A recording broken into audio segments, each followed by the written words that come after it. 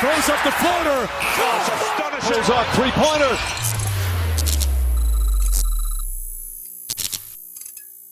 Back with another episode. We'll just go ahead and jump into it since we had some technical difficulties. We're already delayed by a few minutes. But yeah, it's lovely to be back. Another Sunday, another episode of Off the Record. You already know what it means. I'm your host, Bailey Jackson, joined by my lovely co-host, Lachelle Smith. Lachelle is in a different setting, as you can tell. Lachelle, can you tell viewers where you're at? I'm in Houston, Texas, you guys. I'm here for a couple of days. A friend of mine just got married, which was really fun. We had a great time yesterday. So I'm in Houston for a little minute. H-Town. Do we have any Houston folks in the chat? I'm actually really curious to know where our viewers are from. I'm a Houston hater. Really? Oh. Mm-hmm. Hopefully we have zero Houston people in the chat after that take. Why are you a Houston hater? It's just something about Houston. I don't know. I feel like it's more complicated than it needs to be to get places.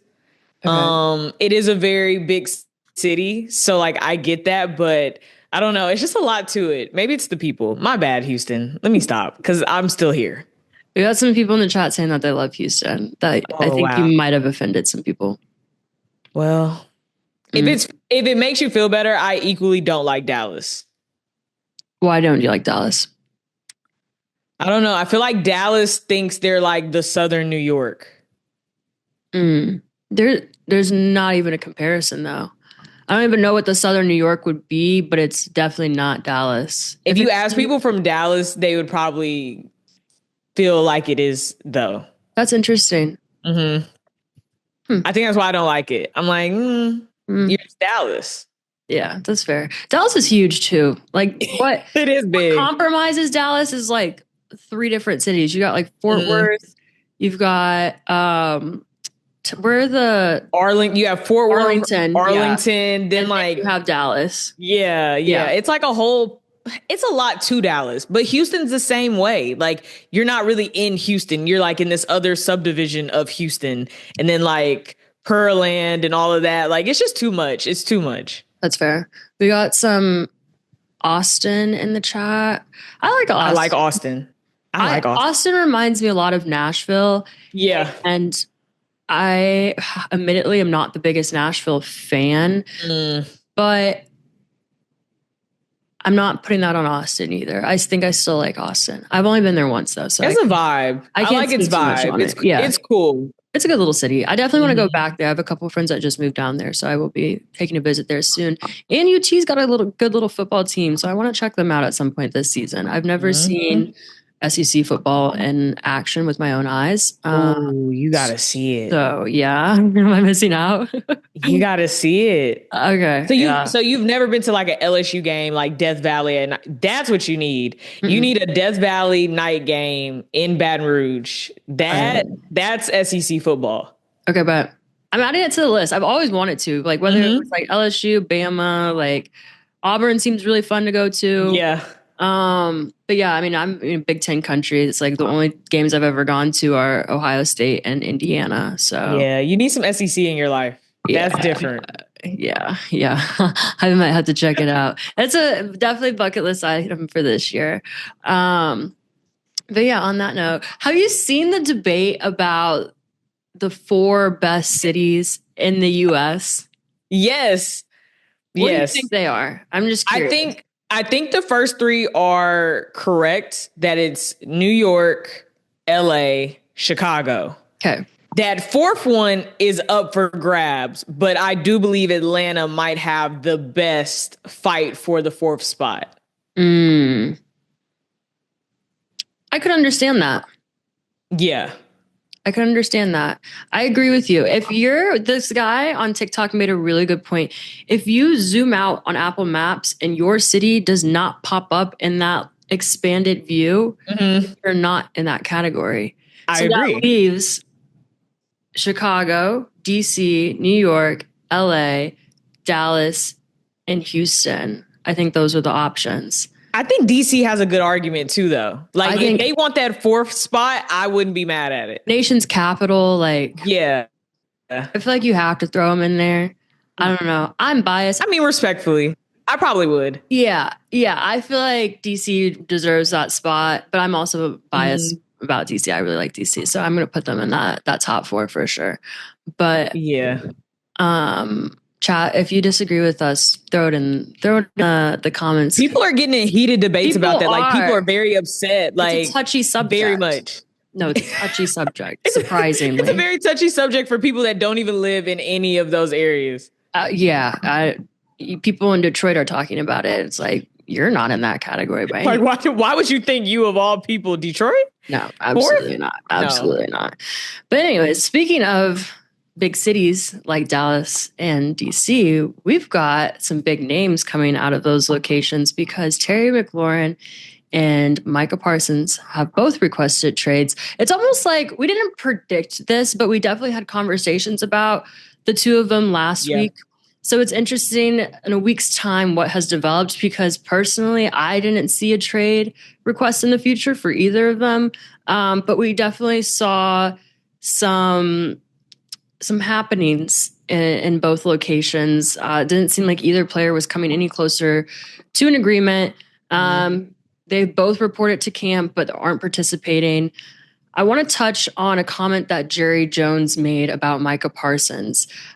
He said, "I would say to our fans, don't lose sleep over this."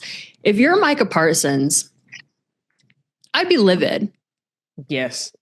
And I would wreak havoc and I would crash out, because what do you mean the owner is telling your fan base don't lose sleep over? Like, what does that even mean? What does that mean to you? What does that mean to you, Lachelle? If you're Micah Parsons, how are you feeling? What is your thought process in that moment? How do you think he should feel? If I'm Micah Parsons, I feel he should be upset. I think they're in this little game, Micah and Jerry, right now. And I think Micah used the one card that really none of them have used with Jerry just yet when it comes to talking contracts. It was the trade card. Okay, now I want to get out of here. Now I want you to let me go. The problem is, if I'm Micah, I think he meant that Notes app announcement. He wrote that whole thing, sentence by sentence, word by word, and he was hurt. Like, I know a lot of people are like, everyone does that. That was different. We've never had people do the long Notes app. I don't want to be here anymore. It's a backdoor deal. I feel this way. And Jerry to sit there and kind of laugh at it and be like, don't you worry. He's going nowhere. But you're not going to pay me? Right. I'm mad. If I'm Micah Parsons, I am pissed. I'm throwing something because I just poured my heart out as to what I'm upset about. And this man's going up to everyone like, hey, don't you lose. Don't worry about it. Don't worry about what you read in that Notes app. Right. It's nothing. It's nothing. I see no problem with what's happening. Don't lose any sleep. If I'm Micah Parsons, I'm upset. He's taking it as a joke. He doesn't see this as a serious thing. He's like, oh, well, it's my world, Jerry's world. I'm not going to trade you. So what else are you going to do? Right. No, absolutely. I think immediately of that meme, and I don't condone violence, but of the guy pointing the gun at the TV screen, it is Jerry Jones's distorted face. That's the image that goes through my head if I'm Micah Parsons in this situation, because not only did Jerry say, don't lose any sleep over this, but he also mentioned that he has no plans to trade Parsons and that he isn't fazed by the trade request. It's merely a negotiation tactic, right? Well, Mike needs to walk away. I'm so sorry. Mike needs to walk away. I don't know how you... Sorry, I'm looking at the chat. Cowboys are tripping. Micah gets paid. It's all marketing. Do we believe it's all marketing, though? Truly. I think one of them in this fight is marketing, and that's Jerry Jones. Yeah, no, for sure. I think Micah at first thought, like, okay, it's a little bit of a back and forth, but I think now he's understanding, like, wait, I don't think this man is really trying to pay me for real. Like, he's not talking to someone's agent is crazy. Yeah. That's not normal. That's not... It's just weird. It's just weird. Like, I don't even know what Micah should do at this point. I think he played all the cards he had. Like, the trade card is the last card. Yeah. What else are you going to do? Just sit out a whole season if the contract's not done? Yeah. I mean, okay, well, that is the question that's kind of on the table, because I saw Stephen A. talk about that, and he was the one, I'm sure many others as well have supported that idea that he should sit out the entire season. Is that a crazy ask of him? Is that something that we could expect? I mean, I kind of doubt it that he's going to sit out the rest of the season, but it would make a statement for sure. I don't think he wants to. I think it's went too far for Micah. I think he thought saying trade would have Jerry go call David Mulugeta, be like, hey, let's work it out. And it's obvious that it did not go to plan. No. That he's still just like, oh, well, like, don't lose any sleep over it. Like, I'm not losing sleep. You shouldn't lose any sleep. And one of your best players on your team is over here saying how you try to do a backdoor deal with him. And now you won't talk to his agent. And you're like, don't you worry about Micah over there. Right. Yeah. It's a mess. It's a mess. And then you look at Washington and you're in a similar-ish boat. It's not as extreme as the Micah Jerry situation. With Terry, do we feel like it's a negotiation tactic? Yes. I think that's more marketing on his part than anything else, as opposed to Micah's, I feel like, legitimately serious about everything. Yeah. So I don't feel like the Commanders and the Commander fan base have anything to really worry about. But I do want to pose this question. When it comes to both players, who matters more to their team? And which player is more pivotal to their team's success? Is it Terry McLaurin or is it Micah Parsons? Oh, that's a tough one because of Terry, I believe it unlocked a lot of things in Jaden McDaniels. Mm-hmm. When I think about the Cowboys, I do think about Micah Parsons. Like this recent Cowboys era, you're going to think Dak, you're going to think CD, and I'm going to think Micah Parsons. Mm-hmm. So I would say Micah's probably more important in a lot of ways, more than one. Just the leadership of it all, just kind of this, aura that comes with being a Dallas Cowboy defensive end and being able to be an edge rusher and those things and what comes with that. So I'd probably say Micah's more important to Dallas than Terry is to the Commanders. And maybe that's why the Commanders are kind of like, hey, we kind of could get by maybe with some of our rookies that we have and some of the other wide receivers that we have. Like, do we really have to pay you as much? Will we still have the same success? But yeah, I'd probably go Micah, but I do think Washington values Terry. I just don't think they value him numerically as Terry is valuing it. See, it's the last part of your statement for me that makes it the answer for me be Terry. Okay. Because I feel like without Terry, you're forcing a lot of players to step into a role that they're not quite ready for. Mm-hmm. So... And you also look at the Commanders last season. I mean, we're talking NFC Championship. Like, it was Terry. Yeah. I mean, if it's not that Terry Jaden duo, are they in that conversation? You know what I mean? Whereas you look at the Cowboys and like their recent success, it's like you're not really expecting them to get anywhere close to that, even with what they have. I know you've got, you've paid Dak, you've paid CD, you got, I always space on his name because I call him NFL young boy so much. George Pickens? Yeah, thank you. You know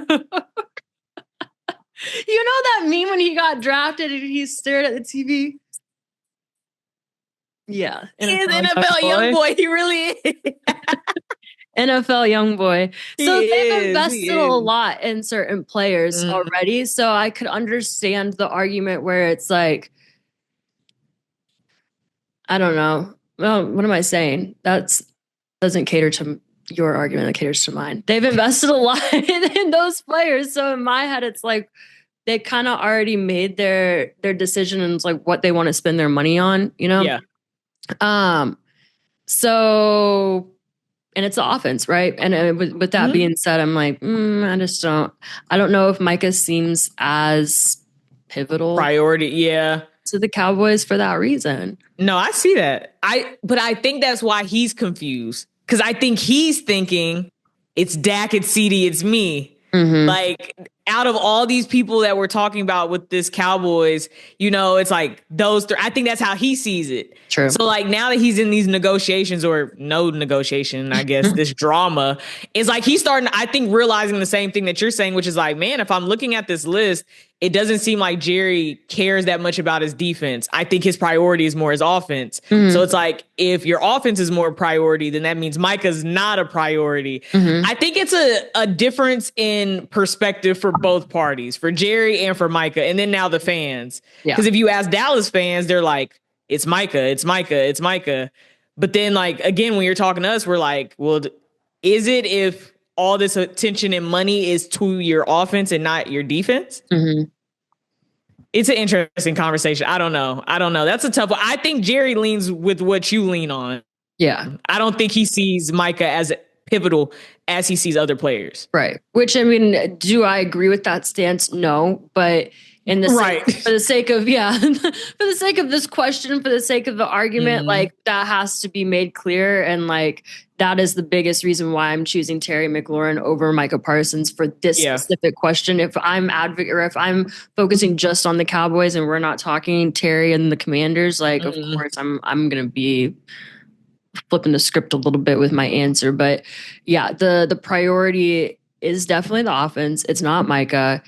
And is that right? No. But that's what's happening. And that's just, what we had to accept. We got somebody in the chat saying it's Micah, but Terry's very important to that Commander's offense, and they'll feel it if they don't get his deal figured out. Absolutely. I completely agree. They got to get it figured out. They have to. Just go pay Terry, man. This isn't necessary. It's not. But hey, it's the NFL. There's always something that's going to happen. And speaking of which, in Cleveland, a lot is happening. We've got Shedeur Sanders on the back end of a comment from the owner, Jimmy Haslam. Jimmy went on record after training camp this week and said, if you would have told me y'all were going to pick Shedeur, I would say that's not happening.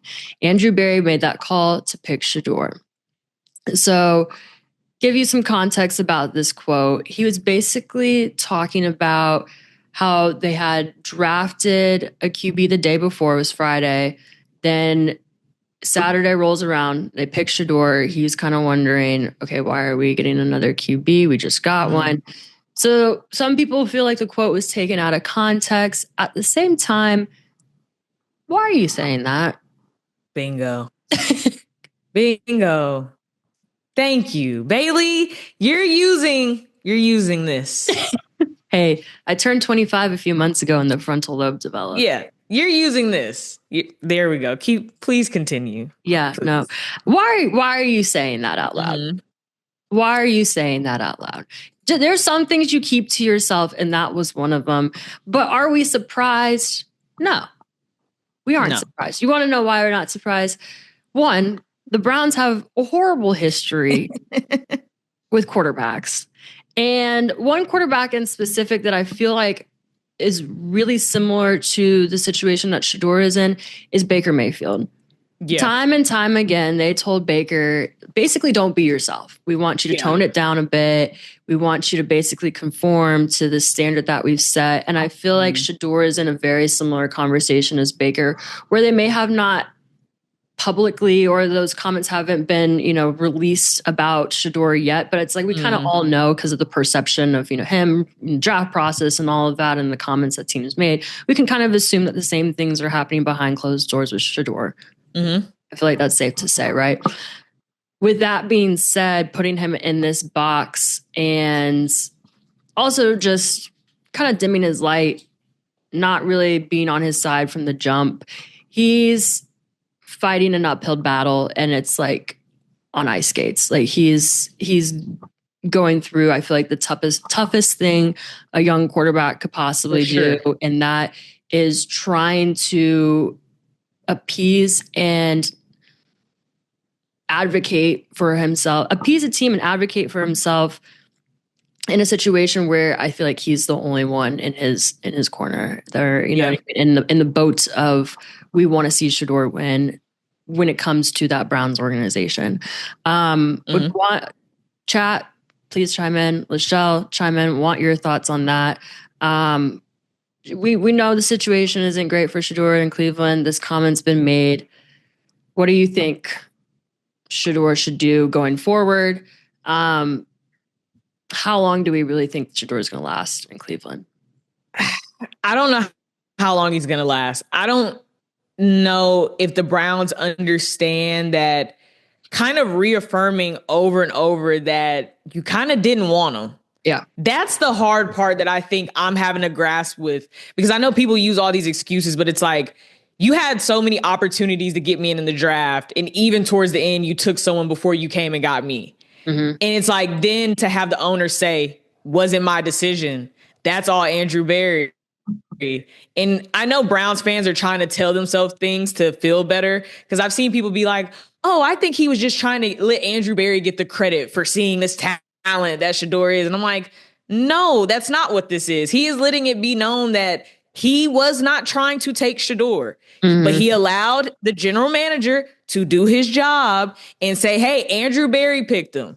So if you're mad as to why he's in this QB battle right now, go to Andrew Berry, because I didn't think we were going to take him anyway. Right. Well, like, it's funny too, because like he's gotten so much heat for the Deshaun Watson stuff. So it's almost like, let me get people off my back about another quarterback conversation and put it on Andrew Berry. Exact. That's all he did. Yeah. Like, and it wasn't necessary. That's the part that got me. If you're the owner, I'm going to just say, hey, we made the decision to draft him as a team. We support him. We know he's going to battle for a spot. That's it. You don't have to make it so specific who really chose Shedeur. That it's just weird to me. It's like, point them in the room. Who actually said they wanted Shedeur Sanders? And it's like, he's making it clear, my hand didn't go up. That was for Andrew Berry. He put his hand up, but then it looks bad because then you see the draft meme of Andrew Berry like in the war room, not looking happy when they say Shedeur's name. And I'm like, so who chose this then? Right. Like, who really wanted it? Bingo. And it's like, if you don't really want him, why is he there then? Like, I just don't get it. Like, to your point, now he's trying to appease them. He's trying to turn things down. He's trying just to fight to get a chance. But then you have the owner go up in there and be like, yeah, I didn't choose him. Right. Like, how do you respond to that? Right. Well, and it's sad too, because I feel like he really is trying hard. I mean, you look at him in training camp, he looks pretty good. I know he's not getting as many reps as he wants, but he's doing what he can with what he's got. And then off the field too, like, he's getting pretty involved in the Cleveland community. So he's checking a lot of those boxes that I feel like any other team would be like, oh yeah, like, I can see this guy's our starting quarterback. I want to keep him around. I feel like he's a really good option. Honestly, I feel like Shedeur should start hoping that they let him go. Like, at this point, I think the only thing that's going to save him, from what I've read, the locker room really likes him. That's good. A lot of guys want him to start, or they want him to have a fighting chance to get a QB1 spot. From what a lot of people reported, that locker room really likes him. The vets like him, and they actually be sitting there like, why is he not getting more first team reps? But it's also weird because it seems like Cleveland's making a point to be like, if any one of these rookies is getting first team reps, it's Dylan Gabriel, not Shedeur Sanders. And they never give any reason why. So I don't know. I think the locker room will be his fighting chance, that they're going to be like, hey, we're in practice with him. We see how good he is. At this point, it's just personal preference that you don't want him to be the starter. Yeah. Like I said, I hope the personal preference sides with, we're going to let him walk, because another team will pick him up and he will be great. He can be great somewhere else. Do I ultimately think that's going to happen? No. They'll probably keep him on. He'll maybe be, third string quarterback? Maybe. Yeah. Maybe, because if they like Dylan Gabriel more, and then you still got Watson. Is Watson fully healthy? Not to my understanding. From what I read, he retweaked something, so I don't think he's fully healthy. That's right. I want to see what they're. I haven't even seen one picture of him even at the facility. That's actually a really good point. The only thing I've seen from him is his wedding and his fiance. That's it. On their honeymoon boat. Oh, I'm tripping. They've got a lot of other quarterbacks on their roster than I realized. They got Flacco, Pickett. Shedeur's right now 4th on their depth chart. That's sad. Yeah, it doesn't make sense. It doesn't make sense. Yeah. Jimmy Haslam was telling the truth. He did not think that they were, he did not lie up there. He told the truth, chat. He said, I didn't think Saturday we were going to be taking Shedeur Sanders. No, I didn't. Dang. Yeah. Sorry, Shedeur. Chat. We need to see a 30 for 30 on this someday. Like, I really do pray that Shador ends up having a great career. I feel like the script is already writing itself, so it's just gonna come to fruition at some point for him. He's just got to keep grinding, got to keep his head down. He's doing all the right things. It's just he's fighting a system that just doesn't want to accept him. But I mean, that's the Browns. That's the Browns for you. They are not a team where quarterbacks go to thrive. So never. Everyone thrives when they leave. Literally. Like, look at Baker Mayfield. Point exactly. Yeah, exactly. He's great in Tampa. Granted, does he have a little bit more help with the Buccaneers? Yeah. Sure. But they're like, Baker, do you be yourself? Yeah. He's out there living, loving life like, oh, I'm dead. Somebody in the chat said the Clowns. They should change their name to that. They did a whole rebrand. Forget the dog. Big red nose on that Brownie the elf. The dog. Yeah. Bring Brownie the elf. The dog really was a rebrand. The dog was a rebrand. The dog was a rebrand to try to distract from all the other BS happening in Cleveland. That's a mess. No, literally, Baker got to Tampa and it looked like his whole soul came back. Christmas, I was like, is this the same Baker? Christmas. The Baker from Cleveland? Nah, different man. He said, I can be me again. He was so different. He doesn't even like to talk about the Browns. That's how much disgust he has for his time there. I'm like, I bet. It was night and day. No, literally. It's unfortunate that that's the situation these quarterbacks are in. But I mean, hey, it comes down to ownership. And clearly we know there's not some great owners in the NFL. Been there, done that, seen that. We just had that conversation with the Cowboys. So, we could argue that all day. With that being said, we're going to transition on to segment 3 for our episode today. I want to talk some college football. We always talk about some of the best teams in the nation, but I want to know, who do we think are some of the most underrated programs going into this 2025-2026 season? Let's play a little game, as we like to do over here. I want to hear your top 3 most underrated teams. Chat, join in. Lachelle, kick it off. Who do you have? I'm going to go number 1, LSU. They're underrated right now, which says a lot about bias. It's actually not, because I don't like LSU. Okay. I didn't know that. Yeah, I feel a way that I have them. This is real. Number 1 is LSU underrated. Number 2, I'm going to go South Carolina. So that's an SEC bias. But when you really see Lenore Sellers, very, very good. So South Carolina, LSU, third, underrated. I'm going to say SMU. Ooh, it's SMU or Baylor. They could split that. SMU/Baylor is my third. And I might more so go Baylor. Their offense is good. I like Sawyer. I think Baylor actually is really decent, chat. But LSU got something scary. I don't think people realize how good they might be next year. I like Brian Kelly. I like him at Notre Dame a lot. Team. Yeah, I like him at Notre Dame a lot. So I'm not mad at what he's done for LSU, and I'll continue to root for him down there. I admittedly have not watched LSU football enough recently to or even recently, as in I'm talking present tense, past season, to really know what they're looking like. I don't know if I can get behind that one, but I respect your picks. I do respect. I appreciate that. Chat, who do you have? Please. Okay, so I've got an SEC team. Okay.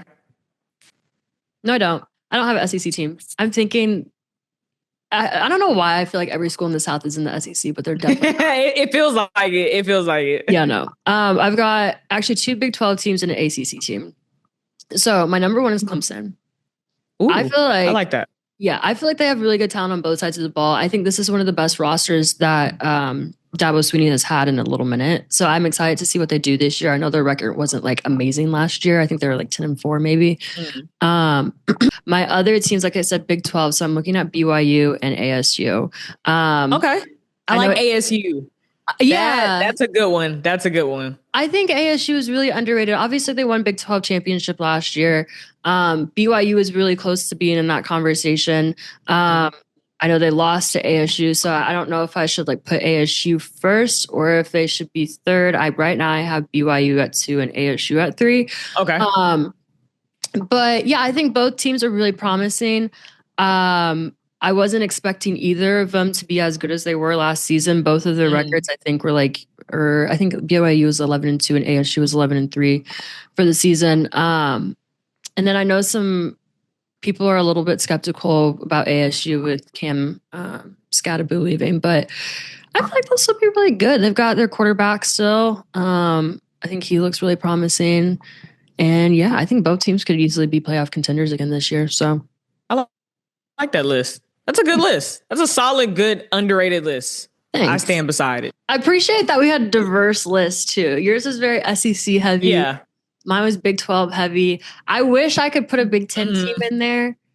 I really do. I want to say Indiana, but I don't know if you would categorize them as underrated though. I was thinking about Indiana. I'm not going to lie. When we were talking, I was like, wow, I think Indiana is underrated in a sense, but I don't know as in like what caliber are we looking at them from an underrated standpoint? Like, were they ever overrated at one point? Well, I know a lot of people last year definitely had that opinion. I can remember fighting people on that last year that they shouldn't be in certain conversations. So yeah, I definitely think that they have been in that overrated category. And as a result, I don't think that they are in that underrated category going into this season. But at the same time, it's a team that I think last year, I don't know. That's a weird conversation, though, because if anything, I would say last year more than anything, they would have been underrated. But then, like I just said, they were put in that overrated category. Right. So I don't know where they fall. I really don't. And that's why that one's a hard one. That's why when I was thinking about it, I'm like, are they underrated? But are they in the middle of this? See? Maybe they're right where they're supposed to be. And maybe that's how it should be. I don't know. Exactly. That might be the answer. I really am curious to see how their season goes. I really hope it's not a fluke in the system last year. I really hope that they come back and we're like, yeah, we're a football school. Like this was real. This was real. Basketball school. Yeah, exactly. I'm always going to root for my Hoosiers. I need them to be good at something else besides right now. What are we good at? Soccer, men's soccer. That's it. Baseball, maybe. Not basketball. Time. Hey, sorry. Let's watch over say on the show, okay? I went too far. No, I can agree with you. We're not good at basketball right now. And unfortunately, Woodson's walking away after this season. So it's a hard life as a Hoosier, but that's okay. But yeah, I appreciate our list. Chat, throw it in the comments. What do you think that underrated list looks like? We want to hear from y'all as well. On that note, we want to transition over to WNBA conversation. We saw a pretty big trade happen this Sunday today between the Lynx and the Wings. The Lynx acquired Dijonai Carrington for Diamond Miller, Carly Samuelson, and Minnesota's 2027 second round pick. In the process of that trade being made, Tierra McGowan was waived in order to complete all of those moves, which I know a lot of people were upset about. Chat and Lachelle, I wanted to get your opinions on that because we saw a little bit of an uproar in the comment section of social media about Tierra. I know some people were thinking that she hadn't progressed that much since she got picked some years back. I know somebody said, like, I saw a comment basically saying if she was like a 60 overall of 100, right now she's only a 65, like just barely moved the needle. So it's not anything that I feel like people are batting an eye over. But I also saw some people that are like, why would you waive a player who's healthy? And because they're dealing with some injuries over there. So I want to get your perspective on it. Dallas confuses me. Okay. And I have spoke a lot about how I feel coaching is with Dallas, the front office decisions with Dallas. The Tierra situation is interesting because her minutes started to get cut a few games ago. And that's when fans were like, why is she on the bench? What is the whole point? And I want to say they asked the head coach that during one of the pressers, and he kind of gave this answer like, I have this amount of minutes to spread out amongst the bench. Sometimes you just can't fit everyone in every minute. And it sounded more like an excuse. And then now you fast forward, this happens, and now she's waived, and it's like, oh, well, that's why you weren't playing her, because you kind of were already at the end of what you thought she could contribute to this team. But we've seen her contribute to the Wings before. I don't know what changed. The only difference is there's a new coach. So I don't know if those fingers should be pointed at the coach. I don't know. The whole thing with Dallas is weird to me. I think they were at this point where it seems like there was this rift with the head coach and even Dijonai. There's a very viral video of her kind of emotional, upset after they lost previously. And kind of these videos we've seen where it looks like there's a back and forth with her and the coach. And it's like, are they not seeing eye to eye? Did he ever really fully want her to be who she was, especially on the court as such a great two-way player? We saw her have one of the best seasons last year. And it feels like when she got to Dallas, it just went downhill. So I don't know who to blame. I don't know. The coaching to me is the biggest issue. I think the best thing for Dijonai is that she's in Minnesota. You're about to be with a contender, and you're going to be able to play defense, and Cheryl Reeve is going to let her play. She's going to let her run. She's going to let her have that energy. That's the best situation I think Dijonai could have got put in, is going to Minnesota. No, absolutely. She's on a much, much better team right now, in a trajectory that could put her potentially with a championship by the end of the season. I will say, with her being in Dallas and just that whole situation, I feel like that Satu, Dijonai trade has aged for them horribly. Horribly. From the moment they won the draft lottery, the Wings have been making as many awful moves as possible. And I hate to say it, but they might be competing with this guy for like the least competent management in the WNBA. There's a lot of things that are going to ultimately haunt them, and this is going to be one of them. I feel like 100%. Yeah, 100%. But that's Dallas for you. I just don't get it. I just don't understand it.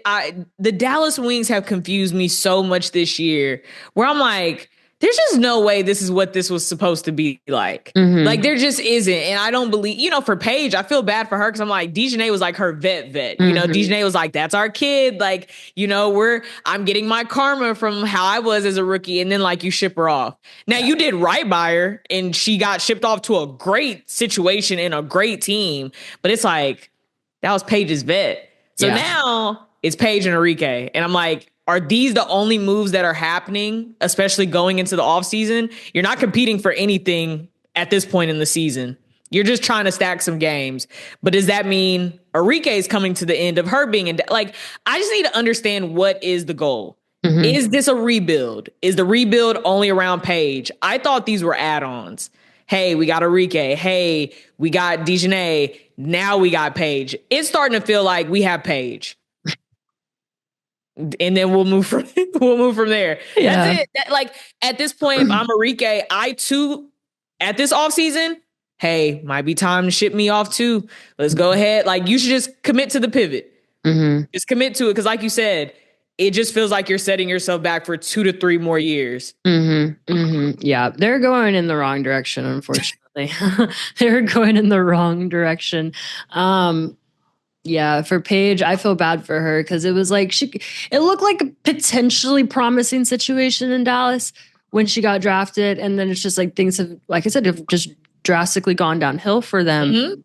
And now you kind of look at the near future of her career, and you're kind of questioning, I'm like, is she actually in a good situation at this point? Because like you said, it seems like it's just Paige. It seems like it's just her. Yeah, like I said, hey, that's Dallas. Between the Wings, the Cowboys, and the Mavericks, it's a mess. The only team right now that looks good might be the Mavericks, and that's saying a lot. Do they have an MLB team? Because they shipped off Luka. Is that a thing? I don't think so. Do we have any what am I about to say? Baseball fans in the chat? I don't think there's a Dallas team. Am I tripping? We got Houston Astros. Dallas Stars. That's hockey. Hold on. That's hockey. Yeah. Dallas MLB team. I know we've got some MLB fans in the chat. The Rangers. Oh, yeah. The Rangers. How are they doing this year? I don't ever think about the Rangers. I just sat there and skipped right over them. Yeah. I don't watch baseball. I can't even say nothing. We might have to go to a Rangers game now. Shout out the Texas Rangers. If you want to send us to a game, we would happily accept. We'll come and sit and everything. Yeah. And hopefully there's maybe like a Mavericks game or a Cowboys game like soon after. Yeah. I want to see how they're doing right now, because they might be carrying Dallas. I guess technically Arlington. They won the World Series 2 years ago. Sounds like they're carrying Dallas right now. They're carrying the Dallas metropolitan area, if I'm understanding correctly. Rangers schedule? What am I trying to look up? Rangers record standings. Okay. American League West, they're third out of 6. Oh. Out of 5. I can't count. I don't know if that's good or not. Chat, you got to tell us. You just got to tell us. We're going to trust whatever you tell us, if the Rangers are really like that or not. Right. If they won the World Series 2 years ago, I feel like the answer is yes. They're better than the White Sox, and I know the White Sox are horrible. So. Oh, wow. That's saying a lot. They're doing something. Yeah, that's saying a lot. Now I'm curious to see what some other teams are. You have a team in LA. The Dodgers. The Dodgers, yeah. Don't you have another one? Are there 2? In LA? Where are the Angels play? In LA, yeah. Y'all got 2 teams? We got 2 teams. I don't pay attention. Other than the Dodgers, I don't pay attention for real. That's fair. I only look at the Cubs. Mm-hmm. The White Sox are technically my team because I'm on the south side. But whatever. I don't even pay attention to baseball. But if the MLB or the Cubs or the White Sox, send us. Rangers, or any team, send us. We'll come. Like us to become more invested in baseball, we can make that happen. Mm-hmm. We're not limited to just football and basketball. We are very diverse. And we go to hockey too if you'll send us. I won't do that. They say hockey's fun. They say it's fun to watch. I gotta go watch it. I went to my first hockey game last year with the Blackhawks and had a great time. I had a great time with them. So shout out the Chicago Blackhawks for sending me to the game. That was an experience for sure. I was very confused the entire time. I went with my dad, who also knew nothing about hockey. We were both trying to figure it out. I was looking for a halftime, didn't even realize there was technically a half because there's 3 quarters in hockey. That's my knowledge. It's limited if that shows you anything. But hey, happily we'll entertain other sports outside of baseball. That's fair. That's fair. Hockey's different. We have to be well-rounded over here, you know? Yeah. I got to go to a hockey game. So, hey, you can send me. I'll go anywhere. I just need to see it. I want to see a fight happen. I want all that. NHL, LA. Do you guys have a team? The Kings. The Kings? Yeah, we have the Kings. Yeah, I want to say the Kings are very good from what I've seen. From what I've heard and seen, it seems like they're usually at times competing to try to get into the Stanley Cup or something like that. So I'm gonna just take that as my little bit of knowledge. See what Google has to say about something like that. Let's see from what I've heard. Say NHL standings 2024. Are the LA Kings really? Are the LA Kings actually good? Well, that didn't tell me anything. Let's see. I was looking at ESPN. ESPN was no help to me tonight. Let's look at the NHL website. And I don't know. Yeah, it looks like it. Second in the Pacific Division. Yeah, I know a little bit. From what I've heard, they're supposed to be good. I just don't understand. Why is there like 3 of everything in the NHL? They've got Atlanta, like 3 divisions, 3 quarters. Does anybody else know hockey? Is that like a thing? Please explain it. And 3s? I usually try to watch during the Stanley Cup to try to understand what's happening. I don't. You're better than me. Chat, if someone wants to hop in and help us out a little bit, please. On that note, while y'all 2 teams. What? Okay, wait. Somebody's explaining it. Okay, so they're this year, apparently. I'm referring to things. 2 teams, LOL, 3 20-minute periods. Oh, they're not even called. I call them quarters. Wow, that's you literally told me to use my brain. I called them quarters. I mean, that's okay to think it was quarters if you don't watch it. I mean, that's pretty standard. But quarters is 4. It's always 4. Oh, wow. You know what I mean? Because it's time to move on to the next segment. Yeah. I want to ask a question. Ooh. Because we had a little bit of controversy earlier in the week with some of our members of the media, specifically one at ESPN. Shannon Sharpe, how do you feel about ESPN letting him go? I was a little surprised. I don't know why I was surprised. Maybe it's because I just thought they were going to be like, okay, let's let him handle whatever he has going on. Once it's done, we'll wait till NFL college football season starts, bring him back. I guess for Shannon, it's not like it's the end of the world for him. It's unfortunate, right? You know, he takes very serious the jobs. You understand Stephen A. really was the one who kind of played a big part in him getting there. So I think I understand that, but he has Club Shay Shay. Yeah. He has Nightcap with Ocho. He has other things that he's still doing. So it's kind of like, I think you're okay. Fine. Yeah. It is unfortunate though, but I mean, I'm sure another platform, another network, I don't think they're going to hesitate to want to try to sign him now. Yeah, that's true. I don't know. I'm 50-50 on it. Sometimes I feel like he's okay, especially with his own stuff. I mean, it's like once you have a platform of your own built, and especially with the success that he's gotten off of, you know, what he's doing with, what is it, like Shay Shay Media, or like, I forget what the name of his exact media company is, but, yeah, it's like once you got success like that in your own stuff, like, I mean, you're good. It's just brand deals start to kind of get into play, and those become questionable. And that's, I feel like, maybe the direction things could head in next, whereas we might lose out on some sponsorships. But I don't know. I thought it was interesting that ESPN let go of him as well. I think it is interesting as well that they're thinking about replacing him with Ocho. We'll see. He could be a good character on TV. On First Take. I feel like he's already been on First Take. I swear I saw him on ESPN earlier this week, on First Take. Specifically. Yeah, he was on First Take. Yeah. He'd be good for it.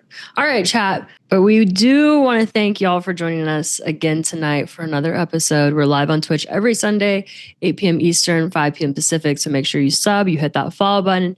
And of course, if you missed part of a stream, don't worry. Every episode is posted on YouTube on Mondays at 12 p.m. Eastern time, 9 a.m. Pacific time. Again, this week we might have a little delay. Our editor is still out on vacation. So the episode will be posted on Tuesday at around, let's say, 12 p.m. Eastern time as well.